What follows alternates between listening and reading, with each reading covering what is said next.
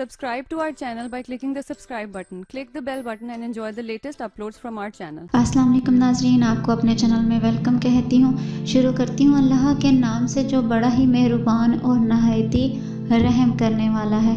अस्सलातु वस्सलामु अलैका या रसूलल्लाह व अला आलिका व सहाबिका या हबीबल्लाह। नाज़रीन, आज की इस वीडियो में मैं आपको सूरह अल बकरा की आयत नंबर 178 से उसका तर्जुमा और तफसीर बयान करूँगी। वीडियो का आगाज़ करते हैं। है ईमान वालों, तुम पर मकतूलों के खून का बदला लेना फ़र्ज कर दिया गया। आज़ाद के बदले आज़ाद और ग़ुलाम के बदले ग़ुलाम और औरत के बदले औरत। तो जिसके लिए इसके भाई की तरफ से कुछ माफ़ी दे दी जाए तो अच्छे तरीके से मुतालबा हो और वारिस को अच्छे तरीके से अदायगी हो। ये तुम्हारे रब की तरफ से आसानी और रहमत है। तो इसके बाद जो ज़्यादती करे उसके लिए दर्दनाक अज़ाब है। कुतिबा अलैकुमुल क़िसासु फ़िल क़त्ल, तुम पर मकतूलों के खून का बदला लेना फ़र्ज कर दिया गया। ये आयत ओस और खजरज के बारे में नाजिल हुई। इनमें से एक कबीला दूसरे से कुव्वत, तादाद, माल और शर्फ में ज़्यादा था। उसने कसम खाई थी कि वो अपने ग़ुलाम के बदले दूसरे कबीले के आज़ाद को और औरत के बदले मर्द को और एक के बदले दो को कत्ल करेगा। ज़माना जाहिलियत में लोग इस किस्म की ज़्यादतियों के आदी थे। अहद इस्लाम में ये मामला हजूर सैयदुल अंबिया सल्लल्लाहु अलैहि वसल्लम की खिदमत में पेश हुआ तो ये आयत नाजिल हुई और अदलो मसावात का हुक्म दिया गया। उस पर वो लोग राज़ी हुए। कुरान करीम में किसास का मसला कई आयतों में बयान हुआ है। इस आयत में किसास और माफ़ी दोनों मसले हैं और अल्लाह के इस एहसान का बयान है कि उसने अपने बंदों को किसास और माफ़ी में इख्तियार दिया है। इस आयत मुबारक और इसके शान नज़ूल से इस्लाम की नज़र में खूने इंसानियत की हुर्मत का भी इल्म होता है। खुलासा कलाम ये हुआ, कत्ले उम्द की सूरत में कातिल पर किसास वाजिब है, ख्वा इसने आज़ाद को कत्ल किया हो या ग़ुलाम को, मर्द को कत्ल किया हो या औरत को, क्योंकि आयत में कातला का लफ्ज़ जो कतील की जमा है वो सब को शामिल है। अलबत्ता कुछ अफराद इस हुक्म से मुस्तस्ना है जिनकी तफसील फ़क़ी किताबों में देखी जा सकती है। नीज़ इस आयत में ये भी बताया गया है कि जो कत्ल करेगा वही कत्ल किया जाएगा, ख्वा आज़ाद हो या ग़ुलाम, मर्द हो या औरत। ज़माना जाहिलियत की तरह नहीं किया जाएगा। इनमें राज था कि आज़ादों में लड़ाई होती तो वो एक के बदले दो को कत्ल करते, ग़ुलामों में होती तो बजाय ग़ुलाम के आज़ाद को मारते, औरतों में होती तो औरत के बदले मर्द को कत्ल करते और महज कातिल के कत्ल पर इक्तफा ना करते, बल्कि बाज़ औक़ात बहुत बड़ी तादाद में कत्ल व गारतगिरी का सिलसिला जारी रखते। इन सब चीज़ों से मना कर दिया गया।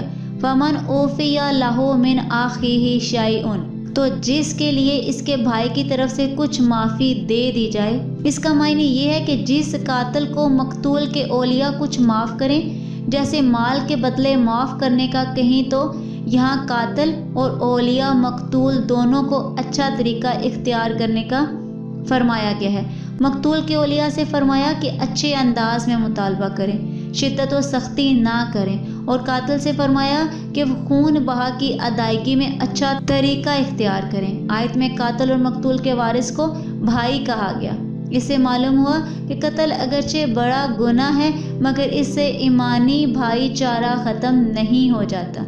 इसमें खारजियों के मज़हब की तरदीद है जो कबीरा गुनाह के मुर्तकब को काफिर कहते हैं। अहले सुन्नत का अकीदा ये है कि गुनाह कबीरा का मुर्तकब फासिक होता है, काफिर नहीं। नाज़रीन, किसास से मुतल्लिक दो अहम मसाइल जो हैं वो मैं मुख्तसरन बयान कर देती हूँ कि नंबर एक जो है वो मकतूल के वली को इख्तियार है कि ख्वा कातिल को बग़ैर अवज़ माफ़ कर दे या माल पर सुलह करे, और अगर वो इस पर राज़ी ना हो और किसास चाहे तो किसास ही फ़र्ज़ है। और नंबर दो, अगर माल पर सुलह करे तो किसास साक़त हो जाता है और माल वाजिब होता है।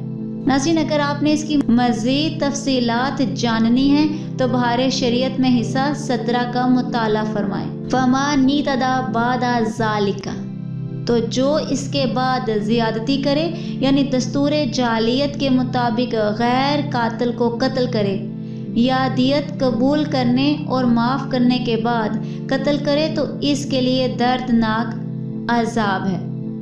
آیت نمبر 179۔ اور ہے عقل مندو، خون کا بدلہ لینے میں تمہاری زندگی ہے تاکہ تم بچو۔ وَلَكُمْ فِي الْقِصَاصِ حَيَاتٌ، خون کا بدلہ لینے میں تمہاری زندگی ہے۔ قصاص میں قوموں اور لوگوں کی حیات بیان کی گئی ہے۔ جس قوم میں ظالم کی پردہ پوشی اور حمایت کی جائے وہ تباہ و برباد ہو جاتی ہے، اور جہاں ظالم اور مجرم کو سزا دی جائے وہاں جرائم خود بخود کم ہو جاتے ہیں۔ ایک محلے سے لے کر عالمی سطح تک کے مجرموں میں یہی ایک فلسفہ کار فرما ہے۔ اگر آپ غور کریں تو معلوم ہو جائے گا کہ جن ممالک میں جرائم پر سخت سزائیں نافذ ہیں وہاں کے جرائم کی تعداد، اور جہاں مجرموں کو سزائیں نہیں دی جاتی وہاں جرائم کی تعداد کتنی ہے۔ آیت نمبر 180۔ تم پر فرض کیا گیا ہے کہ جب تم میں سے کسی کو موت آئے تو اگر وہ کچھ مال چھوڑے تو اپنے ماں باپ اور قریب کے رشتہ داروں کے لیے اچھے طریقے سے وصیت کر جائے، یہ پرہیزگاروں پر واجب ہے۔ کتبہ علیکم، تم پر فرض کیا گیا ہے۔ جب تک اسلام میں میراث کے حکام نہیں آئے تھے اس وقت تک مرنے والے پر اپنے مال کے بارے میں وصیت کرنا واجب تھا، کیونکہ اس وقت صرف وصیت کے مطابق مال تقسیم ہوتا تھا۔ جب میراث کے حکام آ گئے تو وصیت کا حکم وجوب منسوخ ہو گیا۔ یاد رہے کہ وصیت واجب ہونے کا حکم اگرچہ منسوخ ہو چکا لیکن وصیت کا جواز اب بھی باقی ہے۔ چنانچہ عبداللہ بن عمر رضی اللہ تعالی عنہ سے روایت ہے، رسول کریم صلی اللہ علیہ وآلہ وسلم نے ارشاد فرمایا، کسی مسلمان کے لیے مناسب نہیں کہ اس کے پاس کچھ مال ہو اور وہ 2 راتیں اس طرح گزارے کہ اس کی وصیت اس کے پاس لکھی ہوئی نہ ہو، البتہ 1/3 تک وصیت ہو سکتی ہے۔ چنانچہ حضرت عبداللہ بن عباس رضی اللہ تعالی عنہ سے روایت ہے، رسول کریم صلی اللہ علیہ وآلہ وسلم نے ارشاد فرمایا، وصیت مال کے 1/3 حصے میں ہے اور 1/3 بہت ہے، اور یہ بھی یاد رہے کہ وارث کے لیے وصیت درست نہیں۔ حضرت انس بن مالک رضی اللہ تعالی عنہ سے روایت ہے، حضور اقدس صلی اللہ علیہ وآلہ وسلم نے ارشاد فرمایا، اللہ نے ہر حقدار کو اس کا حق دیا ہے، خبردار وارث کے لیے کوئی وصیت نہیں، البتہ اگر ورثہ راضی ہوں تو 1/3 سے زیادہ میں بھی وصیت ہو سکتی ہے اور وارث کے لیے بھی وصیت ہو سکتی ہے۔ وصیت کرتے ہوئے بھی ورثہ کا خیال رکھنا چاہیے۔ چنانچہ حضرت سعد بن ابی وقاص رضی اللہ تعالی عنہ فرماتے ہیں، حضور پر نور صلی اللہ علیہ وآلہ وسلم نے ارشاد فرمایا، تمہارا اپنے عیال کو غنی چھوڑنا اس سے بہتر ہے کہ تو انہیں محتاج چھوڑے اور وہ لوگوں کے آگے ہاتھ پھیلاتے رہیں۔ اور یہ بھی یاد رہے کہ اگر مال کثیر ہو تو وصیت کرنا افضل ہے، اور اگر مال قلیل ہو تو وصیت نہ کرنا افضل ہے۔ یوں ہی وصیت کرنے کی صورت میں 1/3 سے کم ہی کرنا افضل ہے۔ آج کی اس ویڈیو میں اتنا ہی، دعا میں یاد رکھیے گا، ملتے ہیں اگلی ویڈیو میں، تب تک کے لیے اللہ حافظ۔